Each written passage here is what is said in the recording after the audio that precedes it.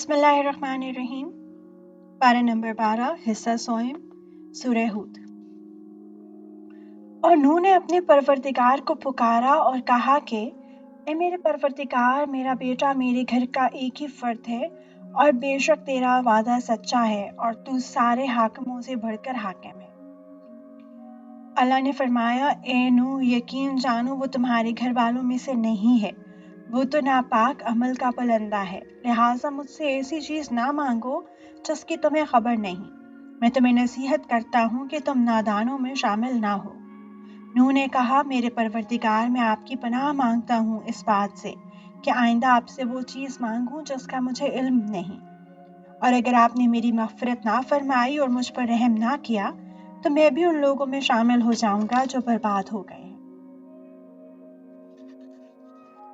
فرمایا گیا، اے نوح، اب کشتی سے اتر جاؤ، ہماری طرف سے وہ سلامتی اور برکتیں لے کر جو تمہارے لیے بھی ہیں اور تمہارے ساتھ جتنی قومیں ہیں ان کے لیے بھی، اور کچھ قومیں ایسی ہیں جن کو ہم دنیا میں لطف اٹھانے کا موقع دیں گے، پھر ان کو ہماری طرف سے ایک دردناک عذاب آ پکڑے گا۔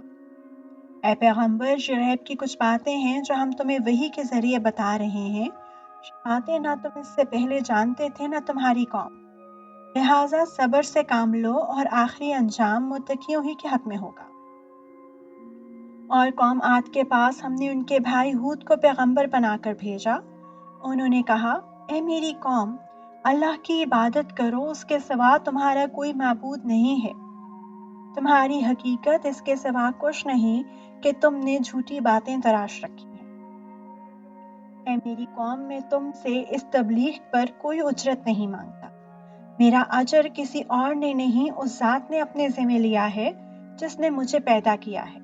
کیا پھر بھی تم عقل سے کام نہیں لیتے؟ اے میری قوم، اپنے پروردگار سے گناہوں کی معافی مانگو، پھر اس کی طرف رجوع کرو، وہ تم پر آسمان سے موسلادھار بارشیں برسائے گا اور تمہاری موجودہ قوت میں مزید قوت کا اضافہ کرے گا، اور مجرم بن کر منہ نہ موڑو۔ انہوں نے کہا، اے ہود، تم ہمارے پاس کوئی روشن دلیل لے کر نہیں آئے، اور ہم اپنے خداؤں کو صرف تمہارے کہنے سے چھوڑنے والے نہیں ہیں، اور نہ ہم تمہاری بات پر ایمان لا سکتے ہیں۔ ہم تو اس کے سوا کچھ اور نہیں کہہ سکتے کہ ہمارے خداؤں میں سے کسی نے تمہیں بری طرح جھپٹے میں لے لیا ہے۔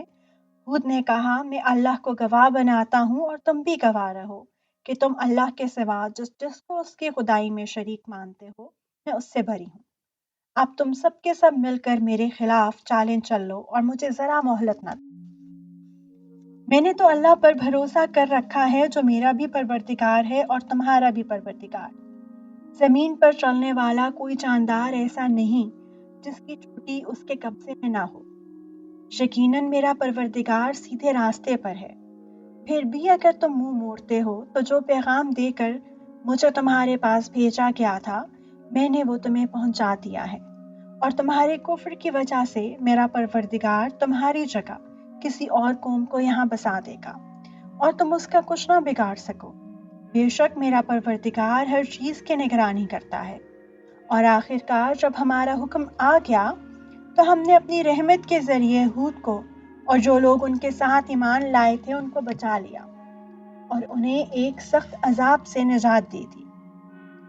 یہ تھے عاد کے لوگ جنہوں نے اپنے پروردگار کی نشانیوں کا انکار کیا اور اس کے پیغمبروں کی نافرمانی کی، اور ہر ایسے شخص کا حکم مانا جو پرلے درجے کا جابر اور حق کا پکا دشمن تھا، اور اس کا نتیجہ یہ ہوا کہ اس دنیا میں بھی پھٹکار ان کے پیچھے لگا دی گئی اور قیامت کے دن بھی۔ یاد رکھو کہ قوم عاد نے اپنے رب کے ساتھ کفر کا معاملہ کیا تھا۔ یاد رکھو کہ بربادی عاد ہی کی ہوئی جو ہود کی قوم تھی۔ اور قوم سمود کے پاس ہم نے ان کے بھائی صالح کو پیغمبر بنا کر بھیجا۔ انہوں نے کہا، اے میری قوم، اللہ کی عبادت کرو، اس کے سوا تمہارا کوئی معبود نہیں ہے، اسی نے تم کو زمین سے پیدا کیا اور اسی میں تمہیں آباد کیا، لہٰذا اس سے اپنی گناہوں کی معافی مانگو، پھر اس کی طرف رجوع کرو۔ یقین رکھو کہ میرا رب تم سے قریب بھی ہے، دعائیں قبول کرنے والا بھی۔ وہ کہنے لگے، اے صالح، اس سے پہلے تو تم ہمارے درمیان اس طرح رہے ہو کہ تم سے بڑی امیدیں وابستہ تھیں، جن بتوں کی عبادت ہمارے باپ دادا کرتے آئے ہیں، کیا تم ہمیں ان کی عبادت کرنے سے منع کرتے ہو؟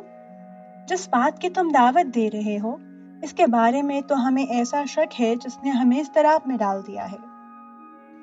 صالح نے کہا، اے میری قوم، ذرا مجھے یہ بتاؤ کہ اگر میں اپنے پروردگار کی طرف سے آئی ہوئی ایک روشن ہدایت پر قائم ہوں اور اس نے مجھے خاص اپنے پاس سے ایک رحمت یعنی نبوت عطا فرمائی ہے، پھر بھی اگر میں اس میں نافرمانی کروں تو کون ہے جو مجھے اللہ کی پکڑ سے بچا لے؟ لہٰذا تم میرے فرائض سے روک کر بربادی میں مبتلا کرنے کے سوا مجھے اور کیا دے رہے ہو؟ اور اے میری قوم، یہ اللہ کی اونٹنی تمہارے لیے ایک نشانی بن کر آئی ہے، لہٰذا اس کو آزاد چھوڑ دو کہ یہ اللہ کی زمین میں کھاتی پھرے، اور اس کو برے ارادے سے چھونا بھی نہیں، کہیں ایسا نہ ہو کہ تمہیں عنقریب آنے والا عذاب پکڑے۔ پھر ہوا یہ کہ انہوں نے اس کو مار ڈالا۔ چنانچہ صالح نے کہا کہ تم اپنے گھروں میں 3 دن اور مزے کر لو، اس کے بعد عذاب آئے گا، اور یہ ایسا وعدہ ہے جسے کوئی جھوٹا نہیں کر سکتا۔